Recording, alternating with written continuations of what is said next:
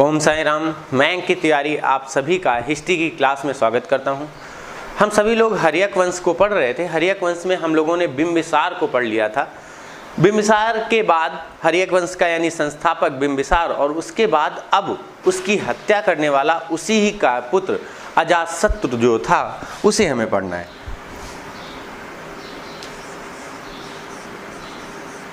अजातशत्रु बिंबिसार का बेटा था। इसने पहले तो बिंबिसार की हत्या की और एक पिता की हत्या करने के बाद गद्दी को प्राप्त किया। गद्दी प्राप्त करते ही इसने उन सभी लोगों को परेशान यानी कह सकते हैं सताना शुरू किया जो इसके पिता के कभी मित्र रहे थे। इसने काशी के राजा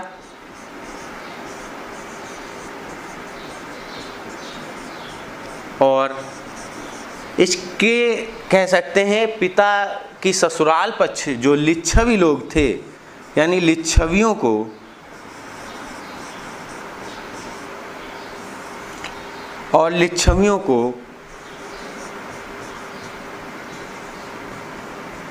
जीत लिया है। प्रश्न पूछा जाता है वो कौन सा शासक है जिसने लिच्छवियों को मगध में शामिल कर लिया। तो ये याद रखना कि ये अजातशत्रु ही था जिसने लिच्छवियों को जीतकर उनको मगध के साम्राज्य में मिला लिया था। तो इस तरह करके ये आपके सामने अजातशत्रु था। अजातशत्रु के बारे में कई सारी चीज़ें हैं। अजातशत्रु इसके बाद में जब गद्दी पर बैठा तो उसने कई सारी चीज़ें लागू करनी शुरू की। पहले तो उसने वो व्यवस्थाएं लागू करनी शुरू की जो अभी तक किसी राजा ने नहीं शुरू की थी। पहले तो उसने जब लिच्छवियों को जीता तो इस युद्ध में उसने रथ मूसल और शिलाकंटक, ये दो ऐसे अस्त्र थे, रथ मूसल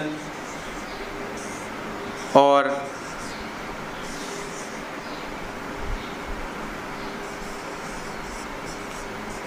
शिलाकंटक।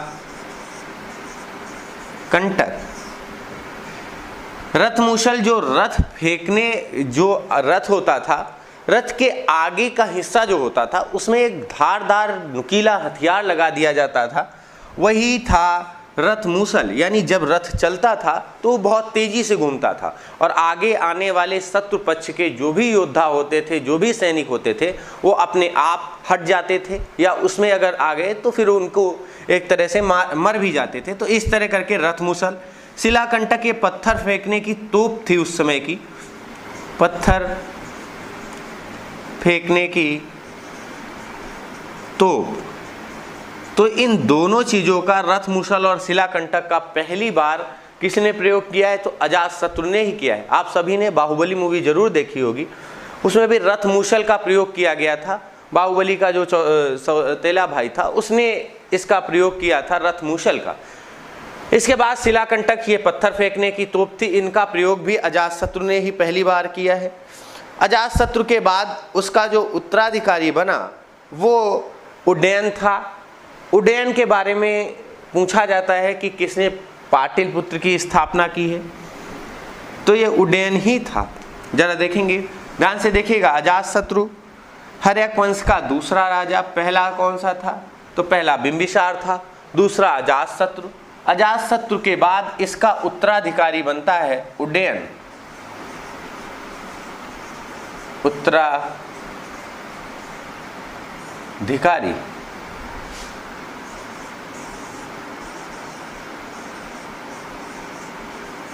उदयन।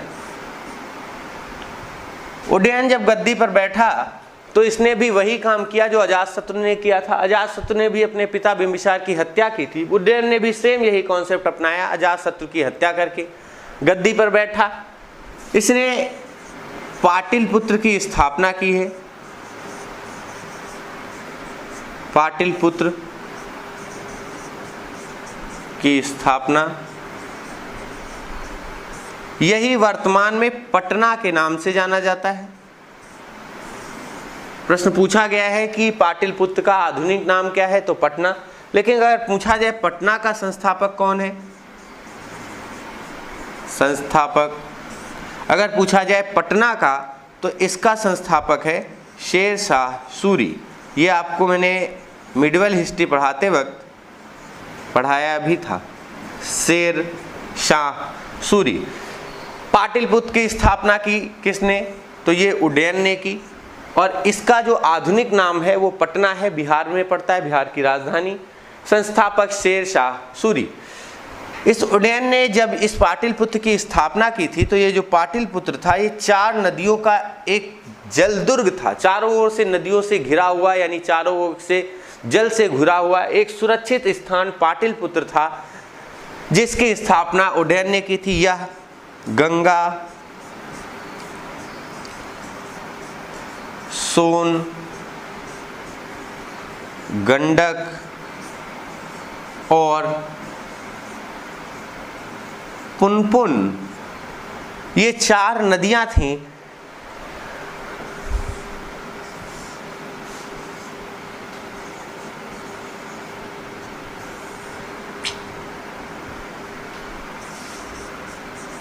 नदियों के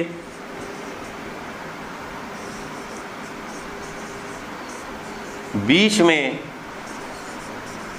स्थित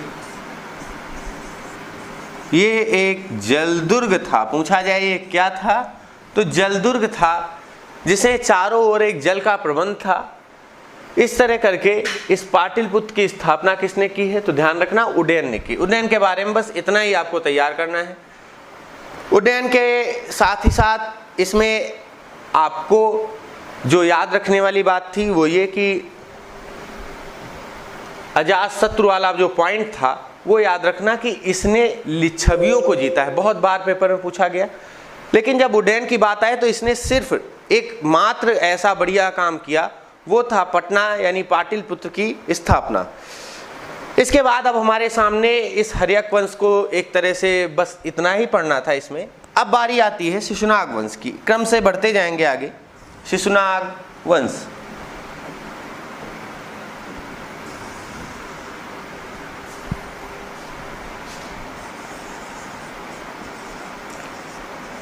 शिशुनाग वंश मगध पर राज करने वाला यह दूसरा वंश था। पहला तो आपने देख ही लिया, हर्यक वंश। तो अब हम समझेंगे शिशुनाग वंश को। शिशुनाग वंश क्या था? हर्यक वंश के बाद इसकी स्थापना हुई शिशुनाग वंश की। शिशुनाग वंश, ध्यान से समझिएगा। वैशाली का गवर्नर था शिशुनाग, जिसने इस वंश की स्थापना की थी। वैशाली के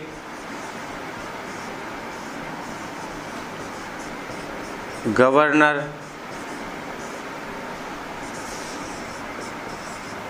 शिशुनाग ने इस वंश की स्थापना की। वैशाली के गवर्नर शिशुनाग ने शिशुनाग वंश जो था इसकी स्थापना की थी। इसने कुछ अच्छे काम किए। एक तो इसने आगे चलकर अपनी राजधानी जो थी वो भी राजगृह ग्रीवेज को ही बनाया, कोई राजधानी में चेंजमेंट नहीं किया।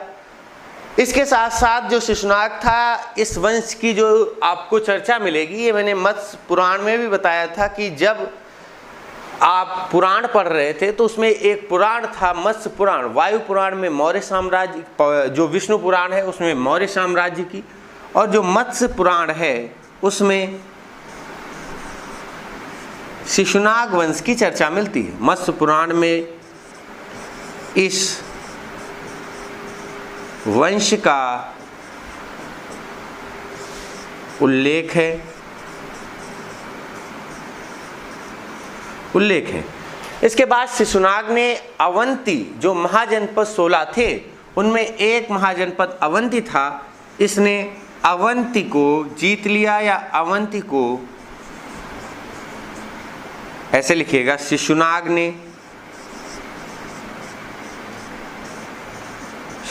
ने अवंती को मगध में मिला लिया। अवंती को मगध में मिला लिया। शिशुनाग के बाद इसका जो पुत्र कालाशोक, जिसे काकवर्ण के नाम से जानते थे, वो गद्दी पर आया। शिशुनाग इसका उत्तराधिकारी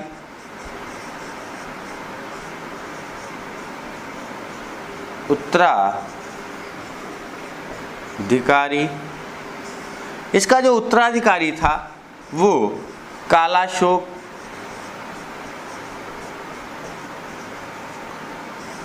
जिसे काकवर्ण के नाम से भी जाना गया है।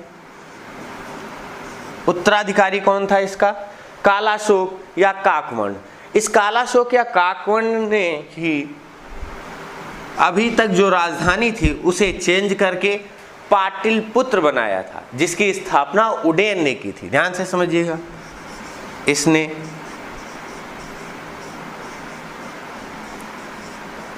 पाटिल पुत्र की या पाटलिपुत्र को अपनी राजधानी बनाया।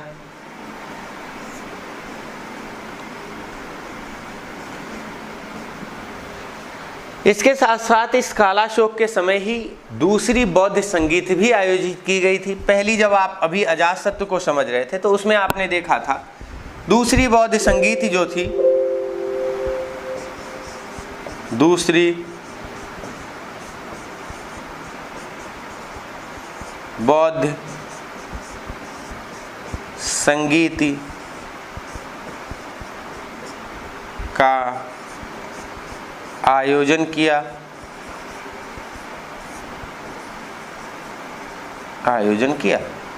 तो इस तरह करके कालाशोक था।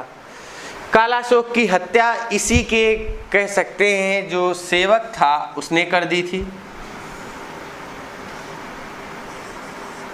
कालाशोक की हत्या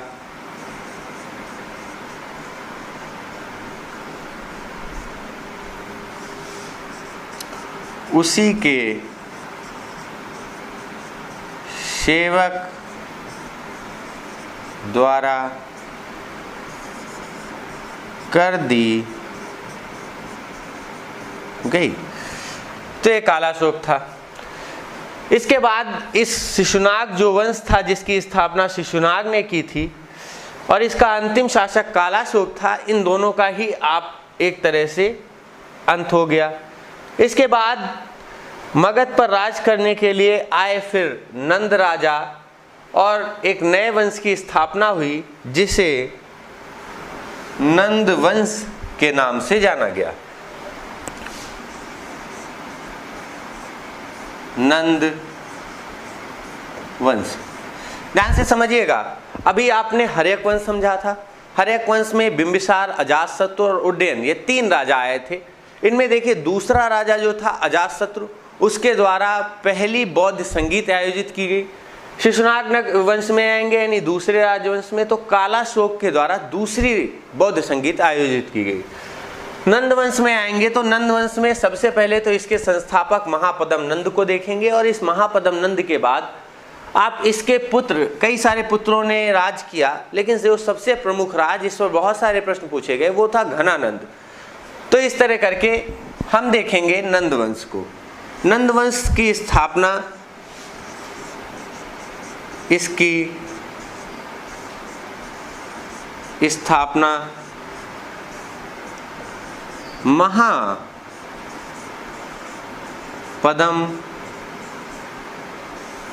नंद ने की। स्थापना महापद्म नंद ने की।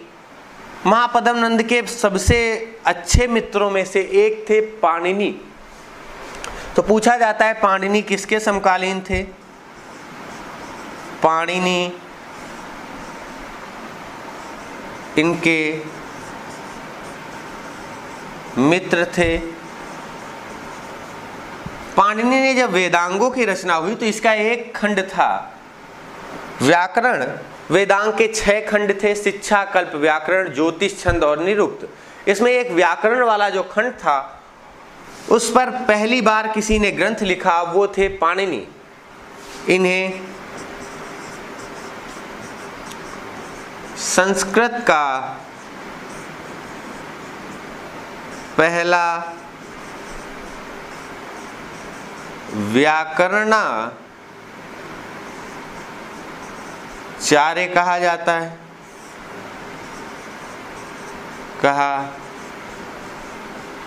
जाता है, इनका जो ग्रंथ है पाणिनि का,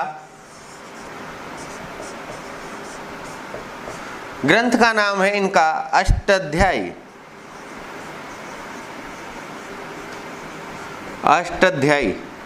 इसमें 8 अध्याय हैं और कुल 3863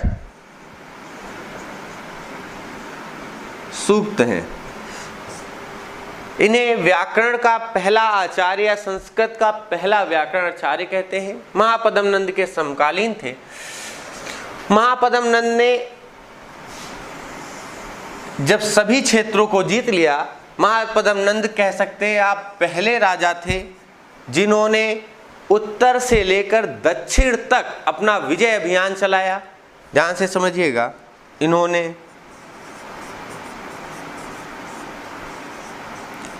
उत्तर एवं दक्षिण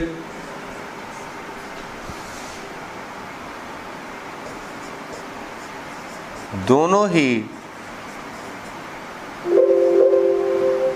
ही भागों पर राज किया, या उत्तर और दक्षिण दोनों ही इनके राज्य के हिस्से थे, जिस कारण इन्हें भारत का पहला एकराट कहा जाता है। एकराट, मैंने आपको पीछे जाकर देखिए तो बताया था कि जो सभी दिशाओं को जीत लेता है, उत्तर, दक्षिण, पूर्व और पश्चिम, साथ ही साथ जो मध्य का भारत था उसको जीतने वाला, यानी इन 5 जगहों को, 5 क्षेत्रों को जीतने वाला एकराट कहा जाता था। इस कारण कई बार पेपर में पूछा गया कि भारत का पहला एकराट किसे कहा गया, तो महापद्म नंद को ही। भारत का पहला एकराट महापद्म नंद को ही कहा जाता है। भारत का पहला एकराट महापद्म नंद को ही कहा जाता है। महापद्म नंद के बारे में इतनी चीजें आप तैयार कर लीजिए, और बाकी कोई विशेष चीज है नहीं इनके बारे में, महापद्म नंद के बारे में। महापद्म नंद के बाद इनका जो बेटा था घनानंद, वो गद्दी पर बैठता है। घनानंद इनका उत्तराधिकारी और पुत्र था। घनानंद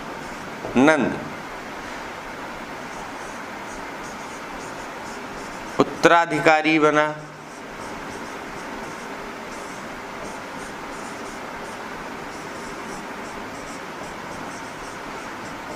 घनानंद उत्तराधिकारी एवं इनका पुत्र था।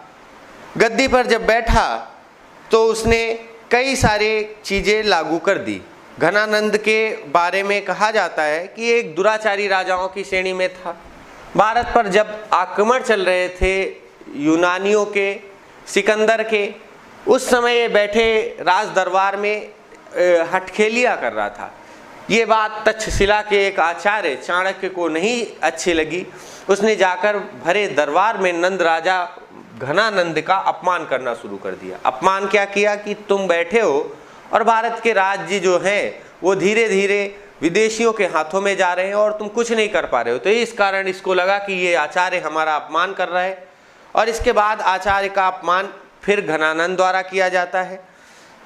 इसके साथ साथ ही जब चाणक्य ने अपनी शिखा खोल दी तो उन्होंने एक बात कही कि अब हम तभी शिखा को अपनी बांधेंगे जब नंद वंश मिट जाएगा।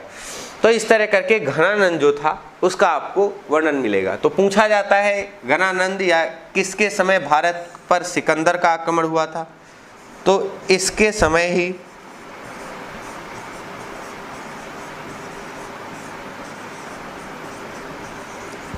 भारत पर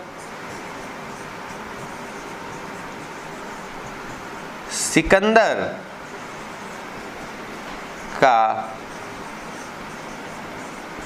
आक्रमण हुआ, सिकंदर का आक्रमण हुआ, लेकिन इसने कोई प्रतिक्रिया नहीं की। सिकंदर का दूसरे छोटे राज्यों से, जैसे पोरस थे, उनसे युद्ध होता रहा। इसके बाद आम्बी के गवर्नर थे, उनसे होता रहा। इन सब राज्यों से कठ, मालव, क्षुद्रक, जो छोटे छोटे 3 गणराज्य थे, इनसे युद्ध होता रहा। लेकिन इस घनानंद से सिकंदर का कोई सीधा टकराव नहीं था, बल्कि ये कह सकते हैं आप कि सिकंदर से घनानंद की एक तरह से मित्रता थी। कई बार ऐसा पूछा भी गया है, तो ध्यान रखेंगे। तो घनानंद ने कोई प्रतिक्रिया नहीं दी, जिस कारण चाणक्य को ये बात बुरी लगी और अंततः फिर चाणक्य ने चंद्रगुप्त मौर्य के सहारे इसको रास्ते से हटा दिया, यानी नंद वंश जो था उसका पतन हो गया। नंद वंश को यूनानी इतिहासकारों ने अग्रेनीज कहा है। अग्रेनीज के नाम से नंद वंश की पहचान की है। तो नाम याद रखना, घनानंद जो है उसको यूनानी इतिहासकार, यानी सिकंदर के सहयोगी जो इतिहासकार थे, यूनानी इतिहासकारों ने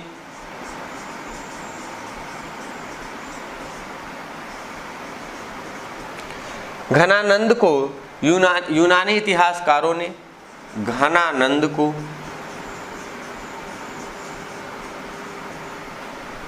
अग्रेनीज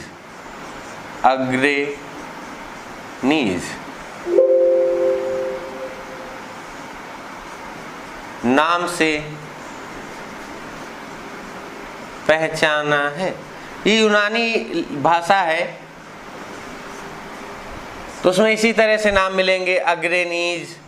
तो ध्यान रखना, इस नाम से घनानंद की पहचान की गई। इसके बाद इस समय एक बहुत ही प्रसिद्ध ग्रंथ लिखा गया विशाखदत्त द्वारा, मुद्रा राक्षस। उसमें भी इनका जिक्र मिलता है, नंदों का। तो ध्यान रखना,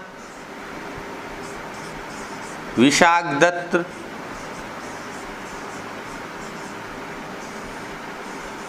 की मुद्रा राक्षस में, ये ग्रंथ है इनका, मुद्रा राक्षस में भी चंद्रगुप्त और घनानंद के युद्ध का वर्णन मिलता है। लेकिन चाणक्य द्वारा लिखी गई अपनी पुस्तक अर्थशास्त्र में चाणक्य ने अर्थशास्त्र की रचना की, उसमें कहीं भी किसी भी जगह किसी मौर्य राजा का उल्लेख नहीं किया गया। तो इस तरह करके ये भारत में नंद वंश था, घनानंद। ध्यान रखना, जो ये नंद वंश के राजा थे ये सभी जैन मत को मानते थे। तो पूछा जाता है नंद राजा किस मत को मानते थे? तो नंद राजा जैन मत के अनुयायी थे, जैन मत के अनुयायी थे। नंद राजा जैन मत के अनुयायी थे। तो भारत में पहला एकराट किसे कहा जाता है? महापद्म नंद। और उसके वंश के राजा जो थे महापद्म नंद और घनानंद, इनको आपने समझ लिया। अब इसके बाद हम समझेंगे पहले सिकंदर का आक्रमण और उसके बाद स्थापित हुआ भारत में मौर्य राजवंश। तो अगली हेडिंग डाल लीजिएगा, सिकंदर का आक्रमण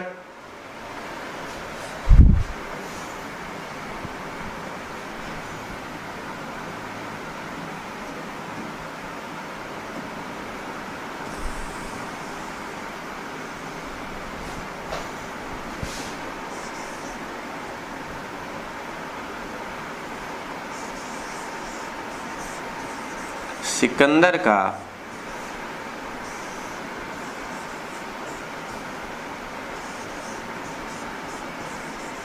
आक्रमण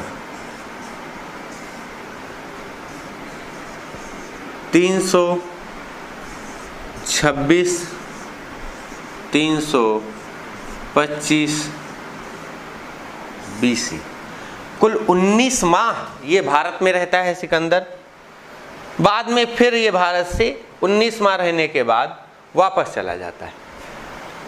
भारत पर पहला जो विदेशी आक्रमण था वो आपको बताया गया था, ईरान के शासक डेरियस या दारा ने कराया था। भारत पर पहला विदेशी आक्रमण 6ठी शताब्दी ईस्वी पूर्व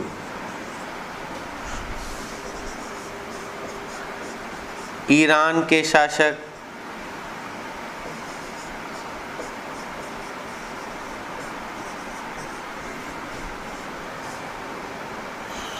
यहाँ ईरान की जगह यूनान कर लीजिएगा, यूनान के शासक डेरियस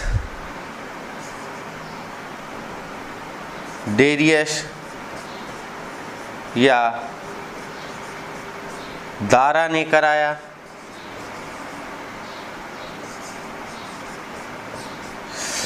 भारत पर पहला विदेशी जो आक्रमण था 6ठी शताब्दी ईस्वी पूर्व यूनान के शासक डेरियस या दारा का था। इसके बाद भारत में आक्रमणों की एक श्रृंखला शुरुआत हुई और इसमें आक्रमण करने का अगला जो क्रम था वो बढ़ते बढ़ते सिकंदर तक पहुंचता है। सिकंदर ने 326 ईस्वी में भारत पर पहला आक्रमण किया और यहाँ पर जो छोटे छोटे गणराज्य थे उनके क्षेत्रों में, यानी पश्चिमोत्तर भारत, जिसे आप आज जम्मू कश्मीर का क्षेत्र कह सकते हैं, उस क्षेत्र पर इसने आक्रमण करना शुरू किया। जो सिकंदर था ये मैसिडोनिया के शासक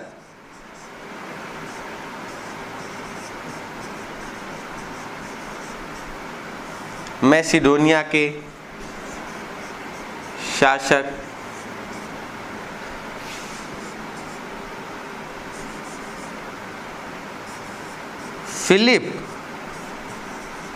का पुत्र था सिकंदर। मैसिडोनिया के शासक फिलिप का यह पुत्र था। इसने जब अपने आक्रमण करने शुरू किए तो ये सबसे पहले भारत के छोटे छोटे हिस्सों पर आक्रमण करता है। इसने पहले तक्षशिला पर आक्रमण किया। तक्षशिला जो इसका गवर्नर इस समय आम्बी हुआ करता था, ध्यान रखना, आम्बी, ये तक्षशिला का गवर्नर था। जब तक्षशिला पर सिकंदर ने आक्रमण किया, वहां का गवर्नर आम्बी था। इस आम्बी ने सिकंदर से पहले युद्ध किया लेकिन बाद में अधीनता स्वीकार कर ली।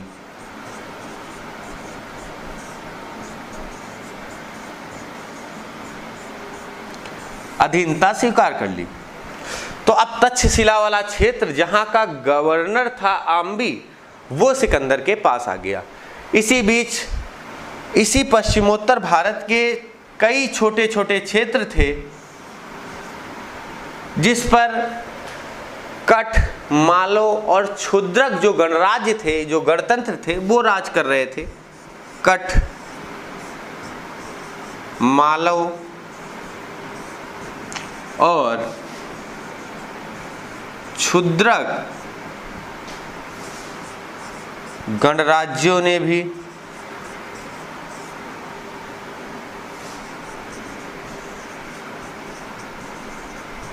सिकंदर के आक्रमण का सामना किया, लेकिन ये छोटे छोटे गणराज्य थे, ये सब पराजित होते गए। तो इस तरह करके सिकंदर को बहुत एक टक्कर कह सकते हैं। इन छोटे छोटे राज्य जरूर थे लेकिन इनका साहस देखिए। जो विश्व विजेता था, जिसने मिस्र, फारस, इन देशों को जीत लिया था, उसका मुकाबला इन छोटे छोटे गणराज्यों से हो रहा था और बड़ी ही दृढ़ता से ये सब युद्ध कर रहे थे। लेकिन ऐसा ही एक युद्ध करने का मौका मिला पोरस को। पोरस अपने आप में एक बहादुर राजा के रूप में जाने जाते थे। पोरस ने जब सिकंदर को देखा तो पहले ही वो समझ गया कि ये चिनाब जो नदी है वो अब उसके अधीन नहीं रह पाएगी। झेलम और चिनाब नदी के कह सकते हैं मध्य में स्थित था इस पोरस का जो राज्य था। तो लिख लीजिएगा, पूछा जाता है झेलम और चिनाब के मध्य पोरस का राज्य था। सिकंदर को पोरस से जब युद्ध करने का मौका मिला तो पहले तो पोरस ने घनानंद के पास मैसेज भिजवाया कि देखिए भाई, अब हमसे संभल नहीं रहा, सिकंदर का आक्रमण धीरे धीरे बढ़ते हुए हमारे इस क्षेत्र यानी झेलम और चिनाब पर पहुंच गया है। जैसे ही चिनाब नदी के क्षेत्र के तट पर एक तरह से सिकंदर ने अपनी सेनाएं जमा ली तो फिर एक युद्ध होता है। लेकिन इस युद्ध में झेलम की जो नदी है वहां तक जब सेनाएं पहुंची सिकंदर की, तब जाकर ये युद्ध होता है। झेलम को हाइडेस्पीच के नाम से इतिहासकारों ने जाना है। ध्यान से समझिएगा, इन दोनों क्षेत्रों के बीच यहाँ कहीं पोरस का राज्य था। इस पोरस के राज्य में सेनाएं जब ऐसे बढ़ी तो चिनाब नदी पर पहुंच गई। चिनाब नदी का क्षेत्र चला गया। जैसे ही झेलम तक पहुंचती है सेनाएं तो युद्ध हो जाता है, जिसे इतिहास में झेलम का युद्ध या हाइडेस्पीच, यूनानी इतिहासकारों ने झेलम को हाइडेस्पीच के नाम से जाना है। हाइडेस्पीच का युद्ध, ये युद्ध किसके किसके बीच में हुआ तो ध्यान से समझिएगा। पोरस वर्सेस सिकंदर। और इस युद्ध में फाइनली ये हुआ कि जो सिकंदर था वो जीत गया और पोरस जो थे पोरस पराजित हुए।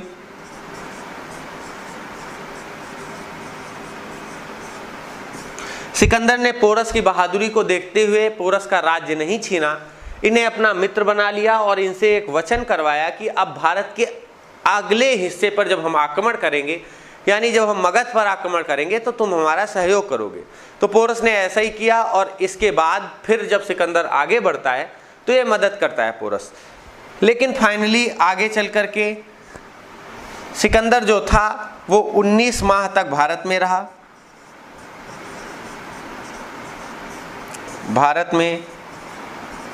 रहा।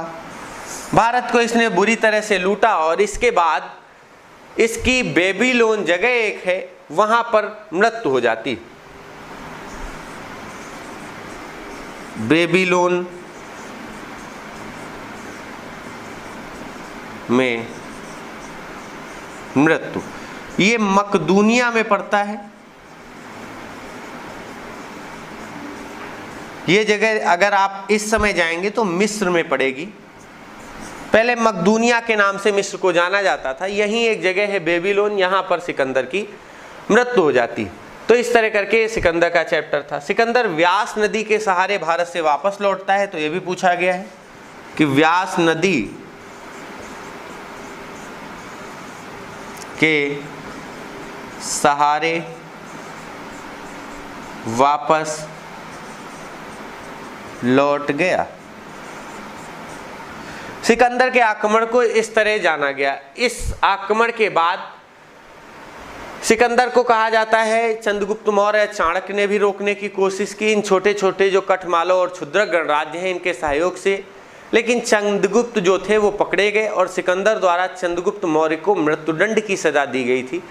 लेकिन जिस शेर के सामने चंद्रगुप्त को फेंका गया, उस शेर ने चंद्रगुप्त को नहीं खाया था, क्योंकि कभी ऐसा हुआ होगा कि शेर की चंद्रगुप्त ने मदद की थी, जिस कारण ये घटना घटी थी। तो इस प्रकार करके चंद्रगुप्त ने फिर से अपने कह सकते हैं छोटे छोटे पश्चिमोत्तर भारत के राज्यों को इकट्ठा किया और घनानंद को गद्दी से हटाया। और इसके बाद सिकंदर का जो उत्तराधिकारी था सेलुकस, उसको फिर पराजित किया है। तो आगे वो हम मौर्य वंश से समझेंगे, इतना लेकिन समझना था।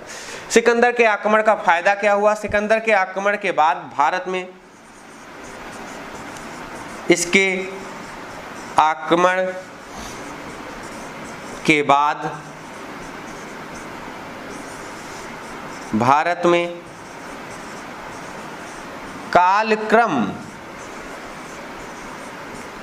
निर्धारित होने लगा,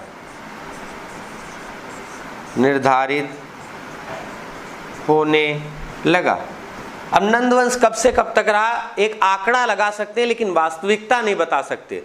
घनानंद गद्दी पर कब से कब तक रहा? वास्तविकता नहीं पता, सबने अपने अपने मन से बताया है। लेकिन जैसे ही सिकंदर का आक्रमण होता है उसके बाद फिर इतिहासकार जो हमारे देश के थे उन्होंने क्या किया, अब जो भी मौर्य वंश के राजा आएंगे, जो भी मौर्य वंश का कालक्रम होगा, उसको लिखना शुरू किया, कब से कब तक रहा। तो इस प्रकार करके ये सिकंदर का पूरा चैप्टर रहा। इतना आपको सिकंदर के चैप्टर में तैयार करना है। चलिए अगली क्लास में यहीं से मिलेंगे, तब तक के लिए आप सभी का धन्यवाद। Best of luck.